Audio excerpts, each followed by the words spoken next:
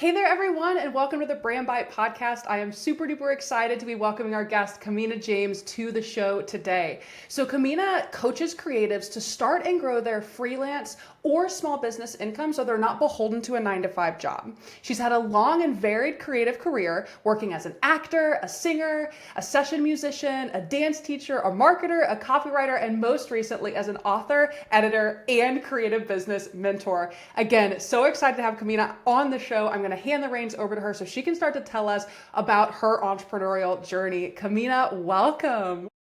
Thank you, Hunter. Thank you for having me. My creative journey, as you just outlined in my bio, has been very long and winding road to get to where I am now. I've had a kind of entrepreneurial spirit, I guess, my whole life since I was literally 4 years old and started acting. And I guess that was my first like freelance gig. I was an actor, used to record voiceovers. And then as I progressed through my teenage years, I never had like a normal job. Like other kids were working at McDonald's or something, and I was like a dance teacher or a piano teacher, the kinds of jobs where I had to like write an invoice and ask my clients for money. And so that always was something that was naturally part of what I did. And I realized very quickly in my 20s that I didn't really like working for other people, having to go to the job when they said I did and stay until they said I could leave. Ew, I hated that. And I also started to realize that my capacity to show up at work and my energy was pretty inconsistent. And we might get into that a little bit in the podcast. And so, how I really landed where I am now is that in around 2016, I started a creative copywriting business with my husband. And this time it felt different. It wasn't just a side hustle like I'd done with other businesses in my 20s. We decided we wanted it to replace our income and become our full-time gig. And so we worked really hard at that together. And about 6 months after we started it, I still had a part-time day job and the company closed and I lost my job. And I thought, that's it. I'm never going to go back to having a normal job. And so we did the copywriting thing for quite a while, pretty successfully. And I ghost wrote books and did all kinds of cool stuff. Then I went off and did something different. I did a PhD. I took a few years away from entrepreneurship and I was sort of still contracting and doing these kind of freelance kind of jobs. And then I had a baby. And I thought, this is it. I want something where I can fully control my time again. And so now, as well as continuing to do some freelance creative work, I coach creatives in a way that I can totally control my time and work around my little boy who's nearly 2 now. So that's where I've landed where I am today. It's been a long and interesting road. Right. Well, I feel like entrepreneurship looks different for everyone, right? Like, I love that for you, it started super young. I think for me, I remember, oh my gosh, I have no idea how old I was, but we were doing lemonade stands at my Nana's house. And like that was the Yeah. first, that was the first toe in entrepreneurship. Yours was way more professional than mine. But still, that's okay. That's okay. But I really love this. And I love that you've highlighted, like, when you're an entrepreneur, there are so many different routes that you can take, Mm, look different, and you can change it if it's not suiting you. Now, you did, you absolutely. brought, right, and you brought up this consistency piece, which I, everyone, this is why I was so excited to have Kamina come on the show because she teaches all about this. Can we start off by kind of talking about what consistency or inconsistency looks like for you in entrepreneurship and how you started to realize, like, okay, wait a second, something's not quite right here? So I think for me, I think the definition of consistency that most people use is working hard or working at the same level all the time. And that definition of consistency, I don't cope with. I've had over the years a number of just like different mental health challenges. I probably have undiagnosed ADHD as at the time of this recording. My husband certainly is an ADHDer, and we didn't know that for a long time. And so that caused a lot of trouble with his ability to show up consistently at work. But so I think the definition of consistency that most of us are using is I have to work hard all the time. Whereas the definition of consistency that I've adapted is that I want the people around me, my family, and my paying clients to experience consistent goodness from me, to experience me consistently. I want other people to have a consistent experience in certain areas that matter. It's nothing to do with me working consistently hard all the time. I love this idea of like consistently experiencing you. in like the way that you want to be experienced. And I feel like I understand, but Mm. just for the listeners as well, can you elaborate a little bit on what that like specifically looked like? Or maybe you can give an example so they can really wrap their heads around this because I think you're about to blow our minds. Okay, well, overall, I've got what I'd love to share today is two kind of techniques that I use, things that I practices that I do in my business, and two mantras that I use. And what you've just asked me leads really well into the first technique, which is that I make my priorities my priorities. I'm really clear on what they are, and I prioritize the things that impact people's experience of me. So, my big priority in my business is serving my paying clients or delivering the content that people are paying for. Like, I have a private podcast that subscribers pay for, and obviously, I have paying clients as well. So, if I know that my priority is to serve the people and give them what they've paid for, not because it's about the money, but because if they've paid something to me, I feel that I owe it to them and I want to show up for them, right? And so I can put most of my energy into making sure that I show up for those things. And then I might feel really inconsistent if I then don't post on my social media or do all the other things I wanted to do in my business this month. But the people that matter have experienced me consistently. They haven't, I didn't cancel appointments. I didn't flake out on them. I didn't disappear. I didn't ghost them. I was there for them because they were my priority, and that's what got my energy this month, if that's all I had to give. Does that make sense? Yeah, and I love this look at priorities, right? Like I think that it's Mm, very easy in especially the online business space. I mean, things are thrown at us all the time, right? Like you need to do this, you need to do that. I think it's really easy to get mm, caught up in doing all the things as opposed to picking the mm, things that either move the mm-hmm. needle the most for you or in your case, right? Like that you promised to deliver on. And so Mm. Yeah. I love this prioritizing that you are talking about. Can you Mm. kind of guide us into, because you mentioned some of these other tactics and mantras. Mm. Can you I don't want to wait. I don't want to wait. Okay. Can you tell us the other ones?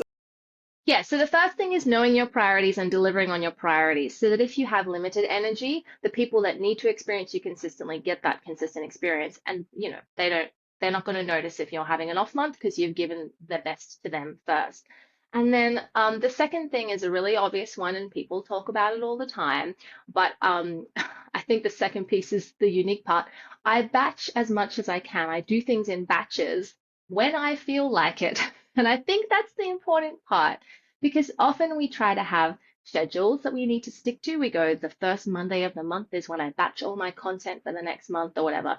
If it comes to the first Monday of the month and I don't feel like it, I'm tired or I've had a bad mental health day or I've got a personal priority that's higher, I'm not going to do it. And so all I do, and this is a bit loose and some people need more structure, but for those of us who don't, is that I batch as much as I can whenever I feel like it. So I've always got a whole lot of social media stuff done, all my emails for the next month done, all my meals for the next week cooked, or something else taken care of in my personal life. So I really tune into my energy and lean into my energy, and I don't allow myself to feel stressed or guilty if that doesn't happen like on the first Monday of the month. It happens when I have energy. And then when I don't have energy, I go, oh, thank goodness I've got a like content batch. Awesome. Thank you, past Kamina, right? So I prioritize my priorities. I batch when I feel like it. And these are the things that you need, the mantras that you need to keep the mindset. Is number one, I remember, and I think the person who said this first was Anna, who is the heart-centered entrepreneur. People can look up if they want. She's fantastic. Follow. I don't owe the internet anything. I don't owe the internet anything. It's really important to remember. I owe my paying clients something. That's why I serve them first. I love my followers. I have an amazing community. I have a great Facebook group. I adore you guys. But if I'm too tired or too busy with something else to show up and deliver free content, I don't feel bad about that because it's free. I don't owe it to anybody, right? And so I think that's the really important mindset piece is just to remember I don't owe the internet anything. And the algorithm is not going to turn around and eat me and destroy my business forever if I don't post for a few weeks. It's okay.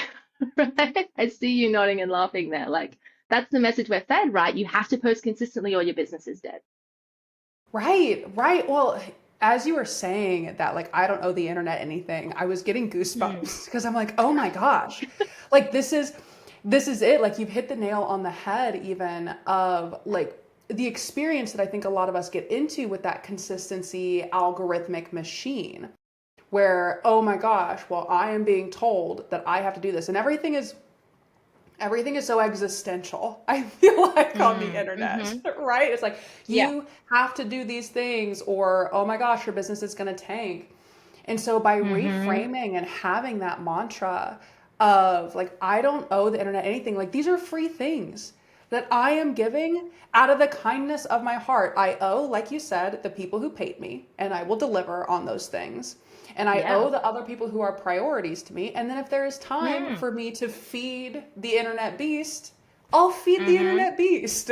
Like, Yeah, absolutely. But I don't have to. And I should do it in a way that actually serves me in my business because, we're talking about consistency, showing up consistency online.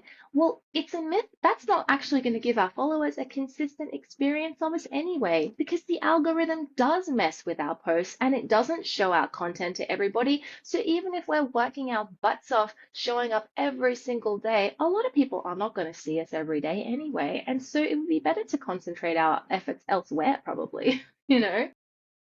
right. Well, it's like focusing on the things that you can control. Like you can't control the Absolutely. algorithm. You can't Mm, control who it's going to show your stuff to or when, but you yeah, can yeah. control, like you said, your delivering of services or your offers. Mm-hmm. You can Mm-hmm. control, in a sense, right, like how you spend your energy.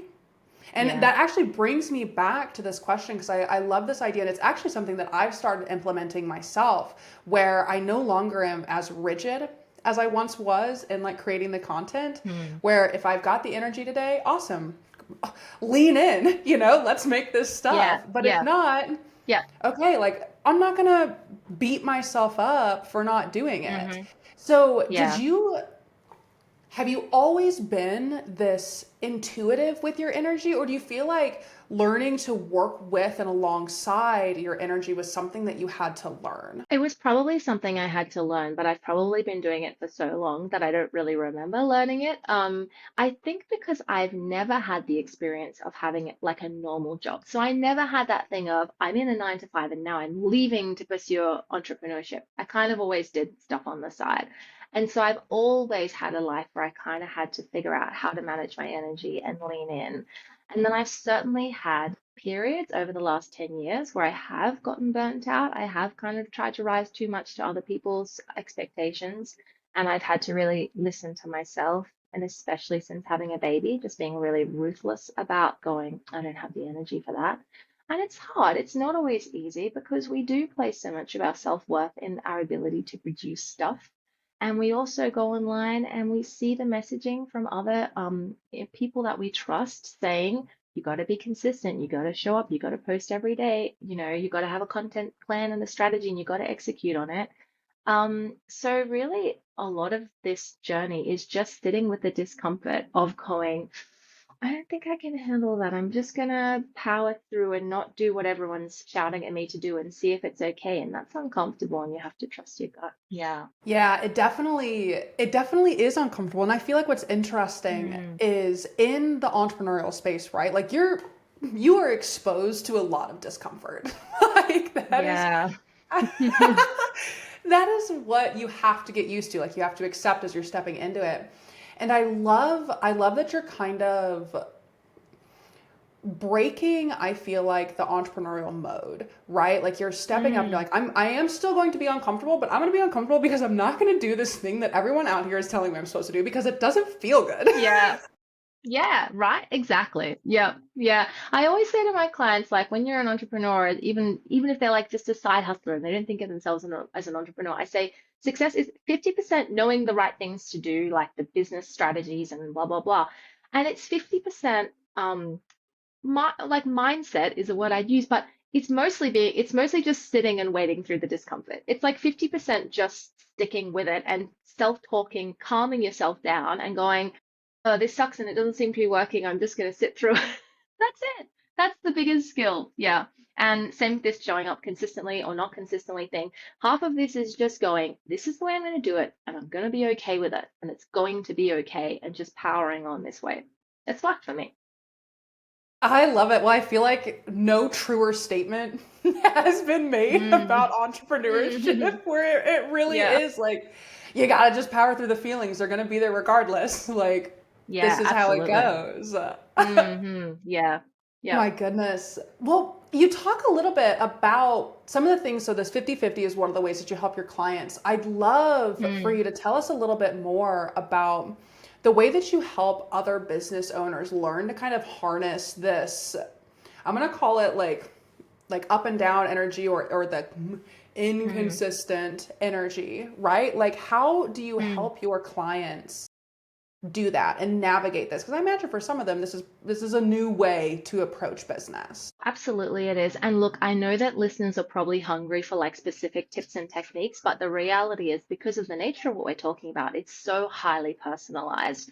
But I think like most of it is actually around permission giving and normalizing the bad feelings. And so, firstly, there's the permission to just show up in your business as yourself and work in a way that's sustainable for you. The permission to not listen to all the chatter about how you must have a consistent marketing plan or you must post on Instagram a certain number of times a week, and to go, okay, well, what are the activities though that really move the needle? You said that before, Hunter, like the activities that actually, I call them income generating activities, the things that are actually going to, increase my relationships with my clients, get me in front of new people, and get some money in the next few days or few weeks, right? So the permission to just switch that mindset from how do I show up consistently online to what's the next action that's going to make the most money in my business? That's all I need to worry about. Let go of the rest. So actually, that's a practical technique. If you're not already asking yourself in your business, what's the next thing I can do that's going to bring in the most money? That's a good question to ask yourself every day. Because while it can sound ruthless to make it all about the money, isn't that why we have a business? It's our job, right? It's to generate income to support ourselves. So permission to focus on income generating activities or like client relationship deepening activities rather than showing up consistently, whatever that means. And then just normalizing that up and down feeling, like you said, Hunter, like because we often, especially when we're new to a business, when something goes feels bad, when our emotions dip or our sales dip or our clients dip or whatever, or we have an unpleasant interaction online, or we try and launch something and it's a bit of a flop, we think, oh, the business is declining, that I'm failing, right? Instead of knowing that's totally normal. That's just part of it. It's all part of the job. You're not doing it wrong, you're doing it right. And so figuring out how are you going to basically emotionally regulate yourself outside of the business in order to survive this. Which probably brings me actually to the other mantra that I wanted to share, unless you have anything you want to jump in and add there, Hunter. Please, let's go. Okay, well, this is another mantra that I use. And again, I don't believe this is original to me, but I cannot remember who I learned it from. So apologies to whoever's out there if this is yours. But I often say to myself, boring business, exciting life, which means that like, or it can even be sometimes little side business, but happy life. So there's a couple of pieces to that. One is putting our happiness in different buckets, not just in our business. So making sure that we're focused on being well-rounded people who've got other stuff going on in our life so that if we're having a rough month in our business, it's just, oh, I'm having a rough month in my business, but this stuff's going really well, you know? So there's that. But when I say boring business, exciting life, I mean like the business doesn't have to be good all the time. It exists to serve our life. And so that's part of just like this inconsistent, consistent showing up thing we're doing, which is like, I'm just going to keep showing up and doing the actions that I can do that I know keep the business and serve the business as well as they can, even if they're not so exciting to me, even if I would rather be creating some fun content, even if I've got some new idea I want to implement. Actually, I need to just keep doing the most important things. But I can remember that even if the business is feeling a bit off or a bit boring to me this month or it's not going so well, it's serving my life. to be joyful and exciting and what I want it to be. So I guess it's all about a bit of emotional detachment from the business. And when you have that emotional detachment, then you can start to emotionally detach from that pressure that you hear online to be consistently posting every day and being in your business all the time, and actually realize you're allowed to shut the laptop and go and live your life. Yes. Well, I think it's so important, and I want to re-emphasize this, and it's something that I am telling this to everyone listening. Like, I struggle with this as well, so if you're struggling with this, no shame. Like, we're all here learning to figure it out ourselves and together. Mm. But this idea that the business isn't the end all be all, like your Mm. life is the Mm. important thing, and your business is there to support your life. It's something that my partner has to remind me all the time, and I'm like, Mm. she's like, yo, just chill for a second, okay? Like, look at all these wonderful things that are Yeah. happening. And it's so serendipitous that you bring this up, because I just recently moved. I had a housewarming party, and like a bunch of wonderful friends came over, and I was like, oh my God, like there is so much more to my life than this damn business. Like there really is. I felt Yeah. right so much happier. I actually felt way less stressed about the stuff I had to do in the business, because I was able to remove the blinders for a Mm. moment and recognize, okay, wait a second, this isn't everything. And I think it's Mm. easy. It's easy for us sometimes, especially when like you pour so much of yourself into the business, and even brand. Like, I'm a brand designer, and people say all the time, "Oh, well, you are your brand and this and this." Yeah. Like, it's easy to get consumed by it. So, I mean, I really Yeah. love that you brought this up, and this like giving permission to people to remember that, like, this is one small piece in your grand Hmm. scheme of life. It does not Yeah. need to consume you. Oh, Yeah, absolutely. so good. Now, something I want to touch on, as you brought up normalizing these changes Mm. and normalizing the inconsistency. And I think it's so important. And I laugh. I got a comment on one of my YouTube videos where, me and a guest were talking about anti-hustle culture. And the person seemed Hmm. really upset by this idea that you don't have to like grind all the time and be Hmm. working constantly in order to make ends meet. And the person had said Yeah. something to the effect of, "Oh, we need to stop telling people they don't need to be working," and blah blah blah blah blah. And I think that's the narrative. It was wild. It was wild. But I was like, but I think that's the narrative that a lot of us are like being fed, and it's why I think it's so Yeah. important that, like, Kamina, you and I and other people are having conversations like this, Mm. because this is not what you have to do. Like you said, you've got to do your money Yeah. making activities, right? Like, yes, Yeah. we live in a world where you got to pay for things. Mm. Yeah. Yeah. It doesn't have to it doesn't have to destroy you. And there is No. a different way. Yeah, absolutely there is. And another thing I always say to myself and my clients is it's allowed to be easy. It's allowed to be easy. And that is really triggering for some people, like that person who posted on your YouTube video, and they've maybe probably got baggage from their upbringing and whatever that tells them that you have to work hard all the time. Like that's what's fair. It's not fair if things are easy. But I think we're not trying to be lazy. I actually think that the easier something is, the more like that's more likely it is that we're doing it right. That's a sign that we're in our lane, because I really think that people should be trying to do the things that come easy to them. That's what it is when you have a talent or something. Something is easier for you than it is for other people. That's the thing you should be doing. The thing that other people look at and go, oh my gosh, I could never do that. That's so hard. And you go, oh, what? This old thing? This is so easy. That's the job you should be doing. So try and find that path of least resistance and find ways to make things really easy, because then you can serve people better if you're not dragged down by things feeling hard and heavy all the time. Right. Well, and I think about this too. When, at least for me, when something is easy, I am so much more productive. Like, I am more Yeah. energized. I'm like, "Oh yeah, like let's knock all these things out. Like, I'm on a roll." Mm, And so when you yeah. align, right, like these things that you are naturally good at, and you focus Mm, on those, like you Mm, tee yourself up for success, even if it doesn't look like yes. the typical grind 9 to 5 that I think a lot of us Hmm. are used to seeing as success. Or even, Yes. I think what's worse in the entrepreneurial space is like the 24/7 grind. Like I Yeah. feel like that is what is really Yeah. pushed in the business space. Mm, yeah.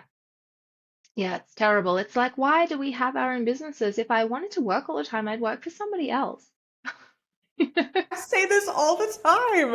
I'm like, oh my God, if I wanted to be like miserable like this, why don't I just get Yeah, a regular job? It'd be easier. it's it's literally it's only worth it if you're earning more and working less. That's the reason to do it, guys. Like if you're earning less and working more, maybe you should get a job. Or don't give up. Let someone coach you or go and get some help, but tell yourself it's allowed to be easy and start following that and give yourself a year of trying to make it easy and see if you can make a success of it. Yes. Oh, Kamina, I am loving this so much. I know that we're getting close to our Mm. time, so I want to ask you my favorite question to Mm. ask everyone who comes on the Yes. show, which is if you could change one thing in the entrepreneurial space, what would you change? I'm inspired by what we've just been saying about letting things be easy and about ignoring all the online chatter. And I think that I would want everyone to magically have the gift of just being themselves and trusting themselves in business. I mean, like, you don't have to show up looking professional. You don't have to follow anybody else's content plan. You just need to show up as yourself, doing the things that make you feel most like yourself. And if you're authentic and kind and good at sales, you will be successful. Um, yeah, I think I just wish that everyone could turn off their social media feeds that told them things they didn't need to hear and just focus on showing up the way that they can. Just do as much as you can and be as much yourself as you can. Because that's where I've seen myself and my clients start to really get in the groove and be successful and draw in money and draw in business is just basically ignoring what everyone's saying you have to do. So I'd give everyone the confidence to do that, and I'd pat them on the heads and give them a little hug and say, "You're doing great. Just go and be yourself." And isn't it so interesting that that Mm, tends to be the case that when you finally yeah. let go of the rigidity of the things that everyone is telling you need to be, the boxes they're telling you need to be in, Mm, success and happiness and that flow that we kind of talked about winds yeah. up finding its way to you. Yeah, absolutely it does. It does. And you can just be so much more an integrated person. Don't try and worry about being professional in the online space. Just be yourself. Ever since the pandemic, we've been literally going into people's living rooms on Zoom calls, right? And so the walls between professional and personal have kind of come down. I think we should just lean into it. Hell yeah. I love it, Kamina. Well, how can people get Hmm. in contact with you? Where can they find you to continue this conversation? Well, if the people are listening and you're a creative entrepreneur or business owner, or you're just wondering about starting out, a great place to start would be my Facebook group. It's called Creatives Getting Paid. That's who we are and that's what we do. So you can find that search on Facebook or facebook.com/groups/creatives getting paid, or you can find my website, kaminajames.com, or I'm fairly active in my Instagram stories. I'm at Kamina James. So I'd love people to connect with me any of those ways.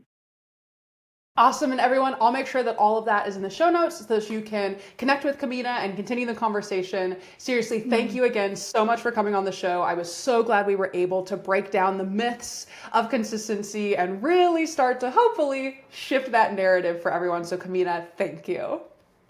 Thank you so much, Hunter. I've loved this.